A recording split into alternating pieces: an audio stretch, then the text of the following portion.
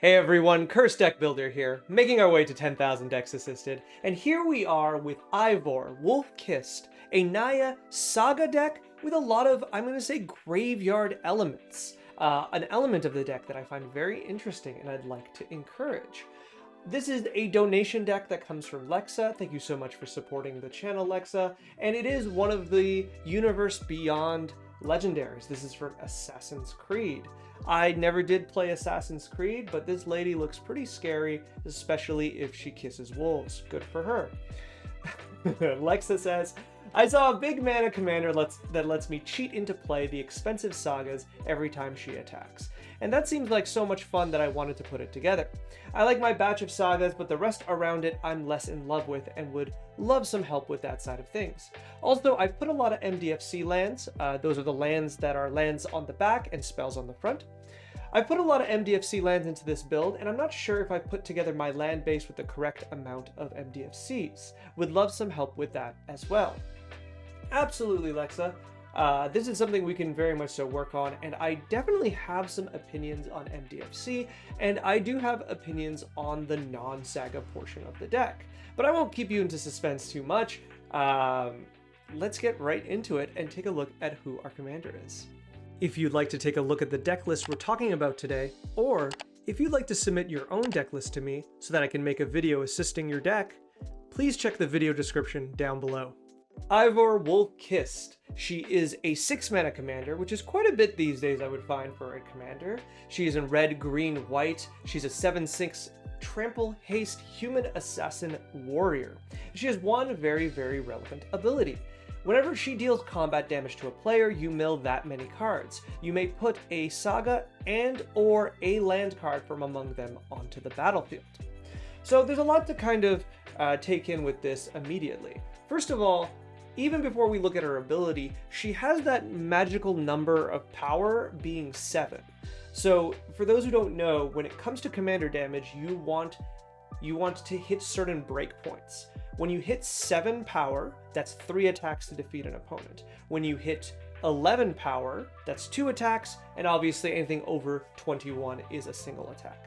And I know there's this kind of regular idea that commander damage does not matter, and most games are finished before that. It is still something that's worth noticing, and it is something that you can just take opponents out if you're able to get, especially with double strike, especially pumping her to 11 and getting 2 attacks in, it's very, very doable. After that, looking at what her ability does, there's a lot to take in. The first thing is that it's pseudo card advantage because the cards that you take off the top of your deck and put into play aren't from your hand. So it's as if you are drawing the cards you play. The other thing to note is that it is only up to 1 saga and only up to 1 land. So we do have to get some luck of flipping over some lands, which that'll come up soon. But we also, we'll get into situations that if we flip like 6 sagas, we're only getting 1 saga out of them. So we should have some kind of plan to do with the other cards that we mill. Finally, much like any other combat damage to a player kind of setup, or a commander, we very much so benefit from like extra combat, we benefit from double strike, anything like that is very, very nice, but I will say generally she's already a beast. I would say the decks that want to play her go into 2 kind of styles. The first style is, I'm going to say, the kind of Gishalt style. If you're familiar, Gishalt is a legendary dinosaur in Naya colors as well that has a very similar ability that when with trample and haste, and I believe they also have vigilance, when the dinosaur hits, you flip cards off the top, you take all the dinosaurs and you put it into play. And that kind of deck traditionally is the idea of you are playing your deck as regular kind of middle game, mid-range, just building up your board, and then when you run out of cards, or if you're ahead enough that you don't really mind, you drop your commander, you go in for an attack, and you immediately refill your board with permanents to further get you ahead. And that's definitely one way of doing this. Like, even if you hit 6 mana, you don't play Eivor, you just wait until the correct time. But the other way to do it, and what this deck kind of looks like, is you want to ramp into Eivor and play her as soon as possible. And that's a different kind of build, and we have to discuss mana to get into here. So looking at the deck itself, we're going to do the thing we always do, and we're going to look at the the mana base, and then we're going to look at the curve. Now, the mana base takes a bit longer, so we'll take a quick second to look at the curve. And look at the curve, it's a bit choppy. 2 and 3 are very high. There's almost nothing in 4. In fact, one of them's an MDFC, and we are trying to... The other one is like, can be cast from the graveyard, and 2 of them we're trying to cheat into play. 4 is kind of non-existent, which is kind of weird because that is a perfect number for a lot of really good mana ramp, where at 4 mana ramp tends to put 2 lands into play when you're playing with green. And then we kind of peter off into 6, including our commander. And usually I would say I don't want this many I don't want many cards at the same cost as a commander.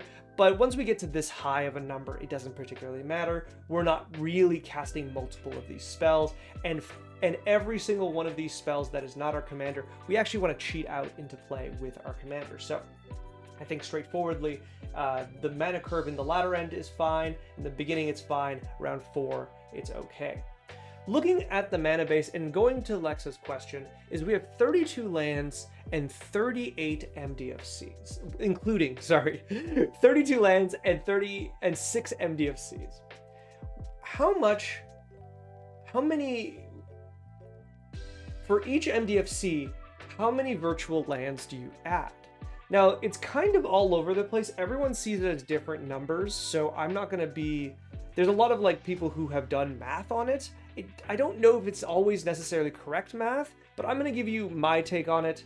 I tend to consider that the MDFCs are 66% of a full land. I know it's a weird number, but I tend to think of it as more than half the time we drop it as a land. And I think so in that part, it is fine to imagine that this is actually like 35 lands if you include the MDFCs, but it is still worth noting that a few of these lands will come in tapped.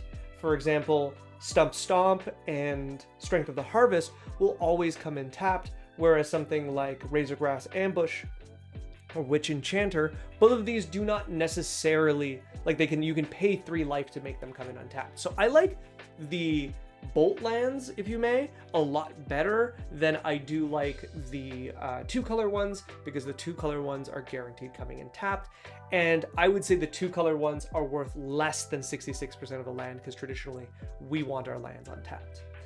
However, to further complicate the situation, this deck is running a lot of ramp and a lot of varied ramp.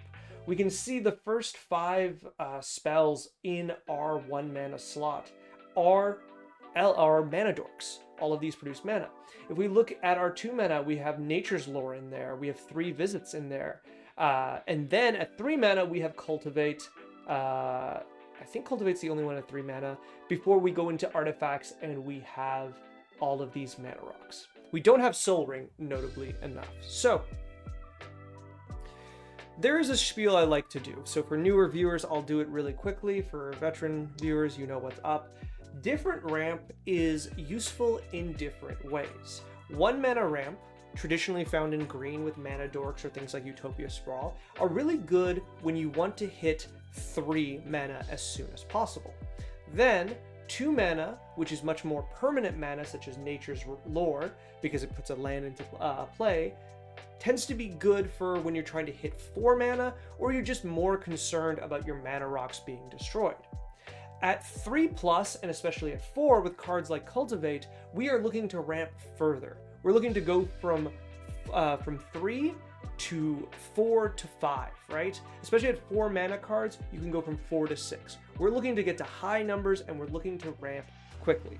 For perspective, my Atraxa deck runs a bunch of the 2 and 4 mana kind of mana ramp, because I want to cast Atraxa at 7. Does that make sense? Like that power, like we want the higher mana stuff if we want to go higher, and the lower mana stuff if we want to kind of pivot around early 3 mana spells that we like very much. For example, Arbor Elf is fantastic for casting Cultivate on turn 2, which gives us quite a bit of boost.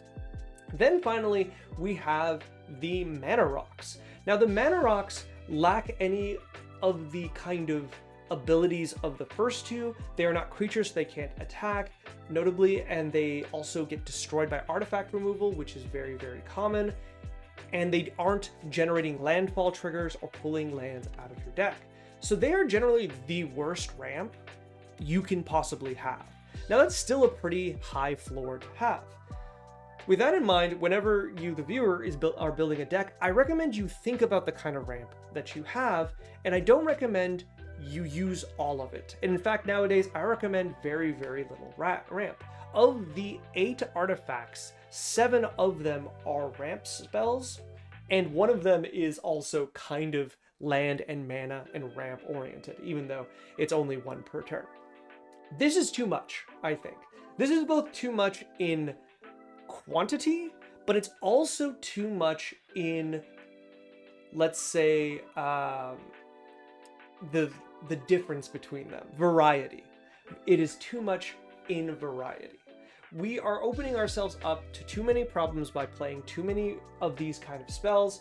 We have limited synergies with the fact that we're playing artifacts, and generally if you have a card such as the Savine's Wreck that is going to pull a permanent out of your graveyard onto the battlefield, are you going to take the Mana Rock or are you going to take a land? Assuming they tap for the same colors. I think you're going to take the land. So even the deck itself doesn't particularly like these spells. But finally, before we finish on this thing of mana ramp, there's one more thing I want to add about it, and this is notably about the NDFCs and how they work with Eivor. See, Eivor can only put cards into play when they're milled when they're lands on their face. Do you understand? Like, every MDFC we mill can never be brought back by Eivor. It also, I'm pretty sure, can't be targeted, but I think you can. I'm not sure if Crucible of Worlds effects work. I think those do, but I think you can't like target land back onto the battlefield, right? So for example, you can't use Savine's Wreck to get an MDFC out on its land side. You could get it out on its creature side or permanent side if it's 3 mana or less. So with that in mind, we have this situation where the MDFCs, I think, aren't very much so pulling their weight, but I also think they are, you know, specifically weaker in this deck. And so I'd like to cut down on a few of them. I think some are definitely stronger than the others. I like the synergy here of Strength of the Harvest. I think Witch Enchanter and Razorgrass Ambush are very good cards. But as we're approaching Bridgework Battle, as we have Sundering Eruption, I think at this point we're getting into the weaker of the cards, and I don't particularly like them as much. So definitely cutting down a few of them I think is fine. And then the artifacts, I think we can cut almost all of them out. I would probably keep the Arcane Signet, Crucible of Worlds, add in Soul Ring, and then after which put in at least 2 more lands. Looking at the rest of the deck and things I'd like to cut or change, there's a few here and there. Llanowar Tribe feels, once again, too creature-oriented and ramp in a deck that doesn't particularly want creatures that badly, and the green, I think, is a liability. I'm not saying it's going to be impossible to have green on turn 3, but why take the risk when this could just be Kodama's Reach as the second Cultivate effect, which I think would be much more reliable. Likewise, there's just a few cards here that I think just kind of stick out as a little strange. Canker Bloom, for example, I do understand it's kind of a it answers all sorts of things, but when is Beast Within or you know, Stroke of Midnight or those Generous Gift effects just going to be better than Canker Bloom? I think you can take this out as a permanent from your graveyard repeatedly, and I do like that, but it is a creature that I don't think is going to make a big difference. Likewise, cards like Strike It Rich feel particularly weak, even though they do have some graveyard synergy here. Even I think down here, Rite of Harmony is also very weak, because the ceiling is, I'm not going to say low on this card in this deck. There's a lot of turns you could cast this and then attack with your commander, play Saga, that enters, you draw a card, then that Saga generates a token, you draw a card, and then let's just say you have more mana, you play another Saga, you draw a card, that Saga makes it. So let's say like 4 cards. And though that's not bad, that's a pretty low ceiling for Rite of Harmony. Traditionally, Rite of Harmony effects want to be in decks that can generate 6 to 7 cards a turn, and most of them done without spending any mana. Like, think about mass upkeep token effects or mass reanimation that doesn't require any interaction, things like that. That's usually where you see Rite of Harmony. So here, it feels like you'd be better off just having a card draw card, like something like Harmonize or something just straightforwardly that draws you cards, instead of this card that's kind of clunky and, you know, is somewhat tricky to use, because if you cast this up front, your opponents are probably going to destroy your commander, and if you hit your opponents with your commander and then you cast this in response to the trigger, you still don't know what you're going to get. Like, it's good, but like, it's weak in this kind of deck, if that makes sense.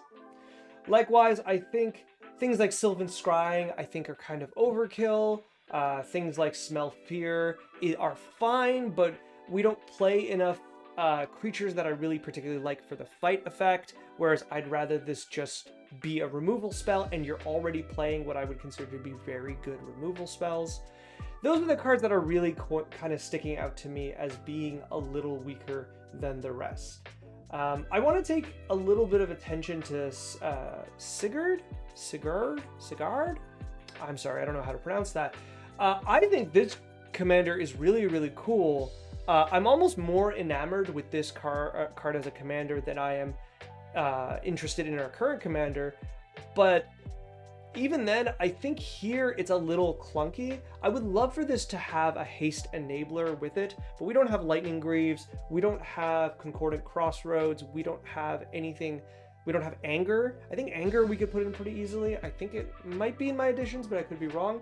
But it's also kind of suspect because we don't really need haste enablers because our commander comes with haste. So though I really like this guy and I'm interested to see what they could do as a commander, I think as a part of the 99 in this deck, outside of flavor, it's kind of weak, which is really, really interesting because I'm pretty sure these two cards are meant to be played together, but what they do for the deck moves the decks into different directions.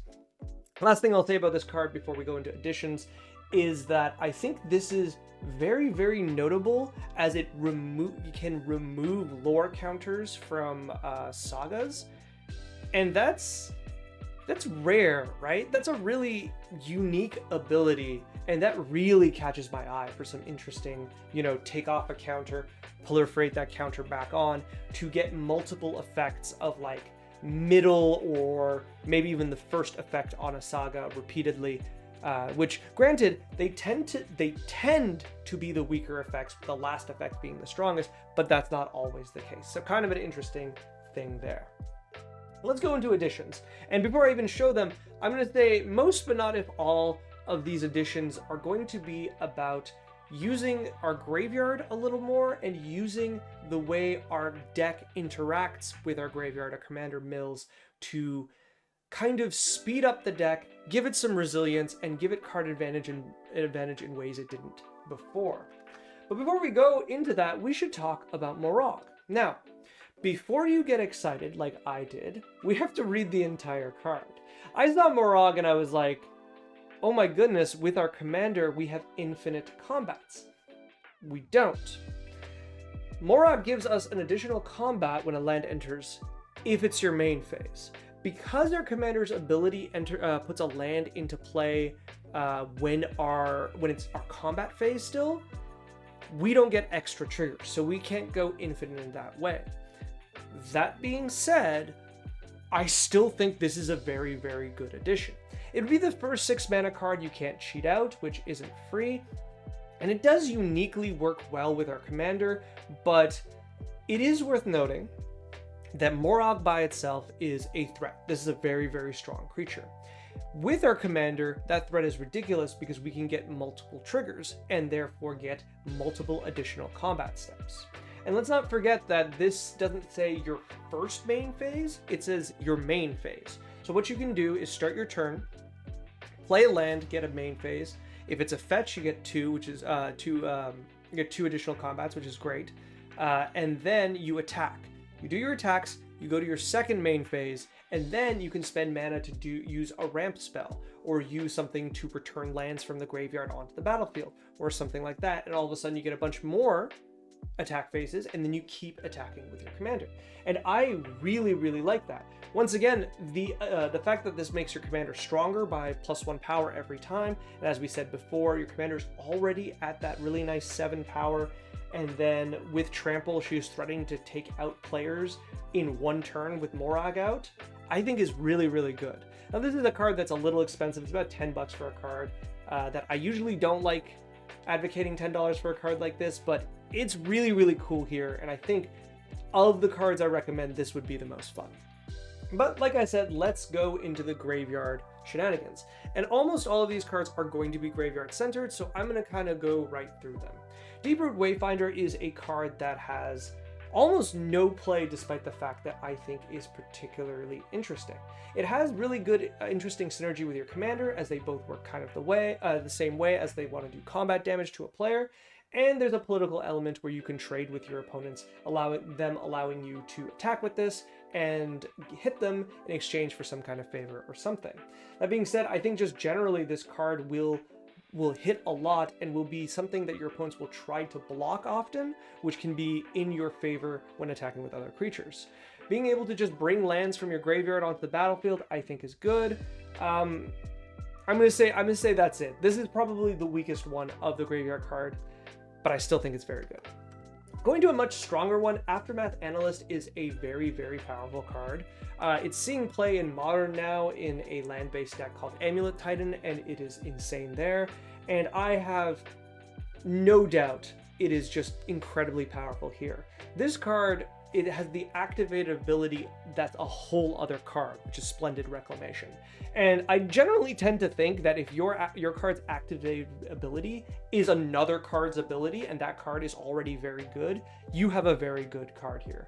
Aftermath Analyst, if you have 6 mana, you can activate it right away after playing it. Almost guaranteed in a deck like this that you're putting 4 to 6 lands into play, or you can play the Analyst early, and then when you have the mana, crack it and get a bunch of land into play that way.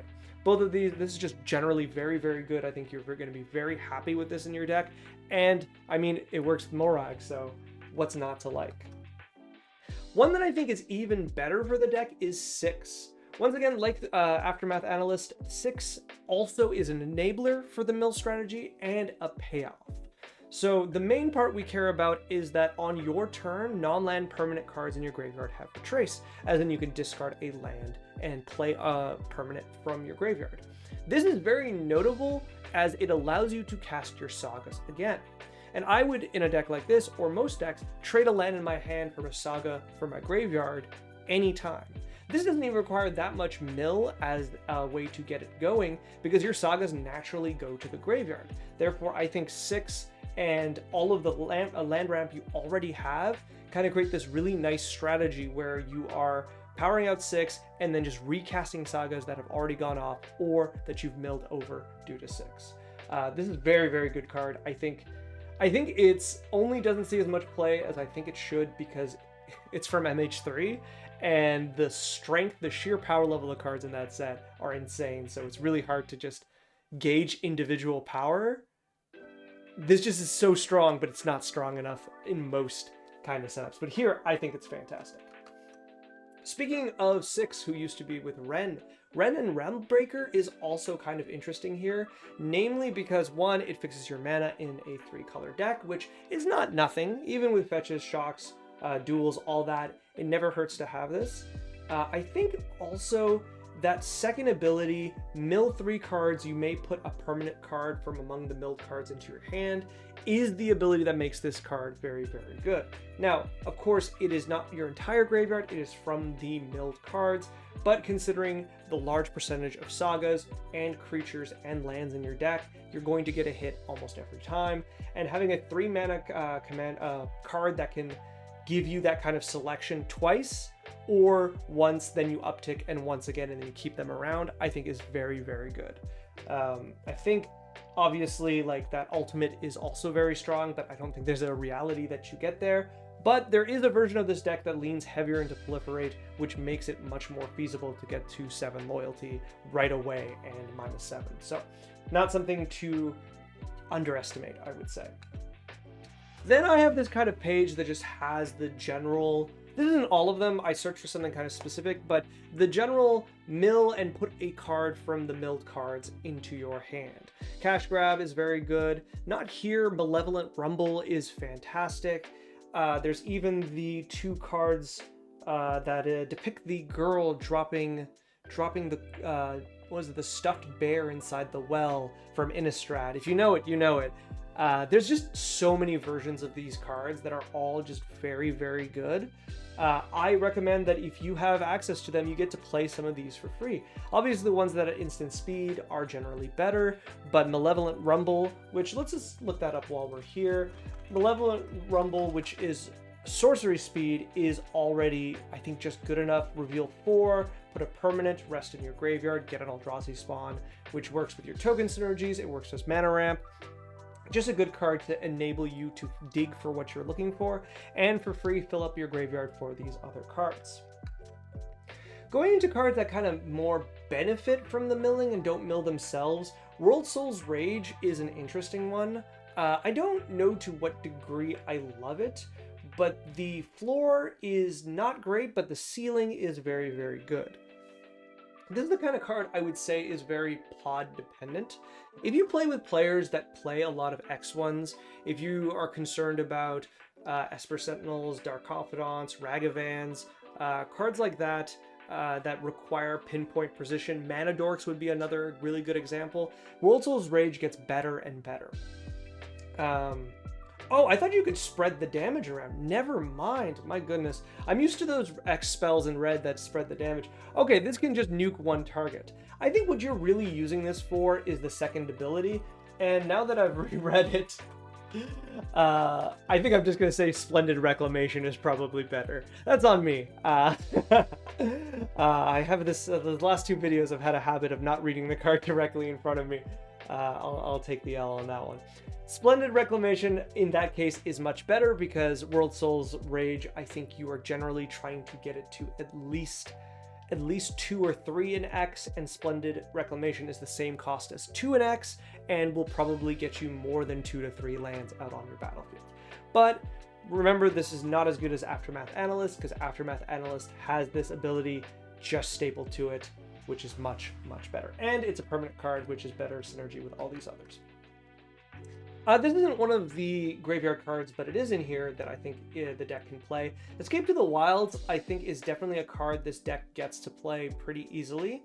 I think this is a card I've slept on a lot because it came from Eldraine, where cards were really, really powerful. It doesn't seem to do anything, quote unquote, because it's very simply, you know, in a very big impulse.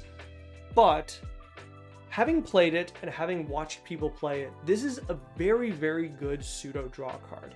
It gets you 5 cards for 2 turns, and if one of them is a land, even if you played your land, you immediately get to play it. Now, ideally, you haven't played a land from your hand, so that you can play 2 lands from the top 5 if there are 2 lands from there. And therefore, this has at least drawn you 2 cards immediately.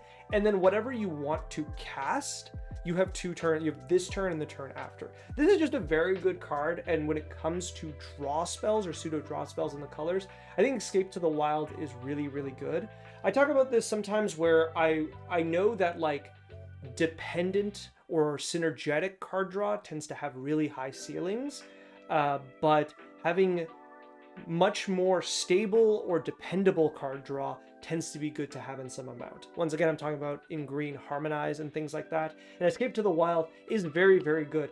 Is it guaranteed, like very dependable? No, you can flip 5 cards and not be able to cast any of them, and that's rough, and therefore you haven't drawn that many cards. But I find that unlikely, especially in this deck. And in situations where you are ramping, this is a very good card to ramp into. If you can get to like on turn 4, or if you have like Soul Ring and a really good draw on turn 3, get Escape to the Wild out and immediately like pseudo draw 5, put an extra land in, you're going to be very, very happy with the result. and you won't mind that you took a turn off from like your Saga plans to cast this card. So very big recommend.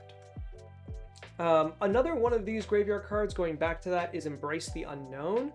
This is another kind of impulse card, but what I like about this is the retrace ability.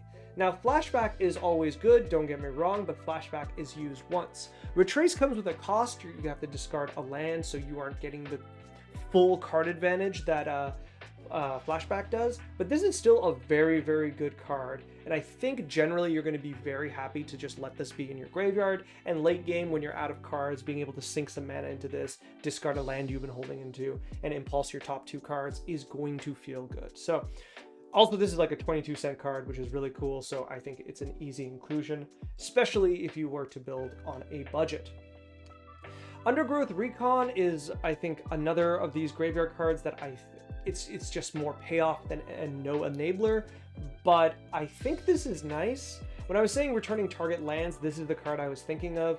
I'm trying to take this and kind of associating it to Phyrexian Arena, you know, a 3 mana, 1 card a turn card advantage engine.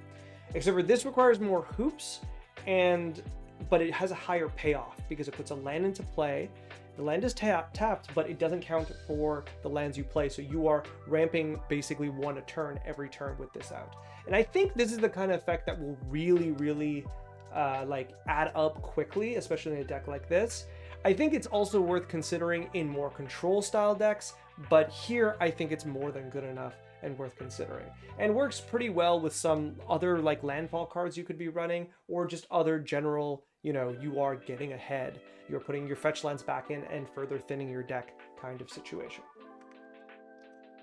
Coming to the cards that I want to add because I love them, Fear of Missing Out is a card I've been playing in Modern that I think is very, very good here, and I think is very hard not to be on my top recommendation. Fear of Missing Out is already an incredibly pushed card. It has so many very relevant abilities on it, and it is both enabler and payoff, while being just a great body, if not a little pointy. The thing is any kind of dedicated self-mill deck has the ability to reliably hit Delirium, and then you attack with Fear of Missing Out, and you get an additional combat step with 1 creature.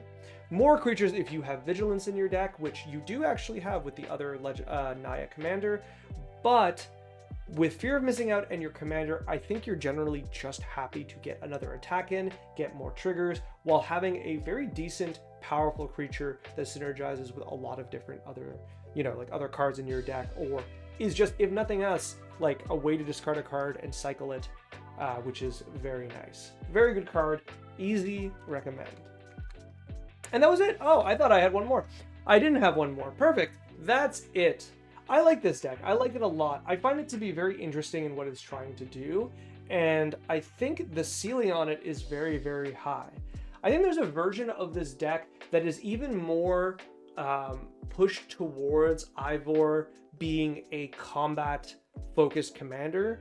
We could say like a pseudo-Tron deck, where it's all about our commander getting that combat damage in and killing people with commander damage.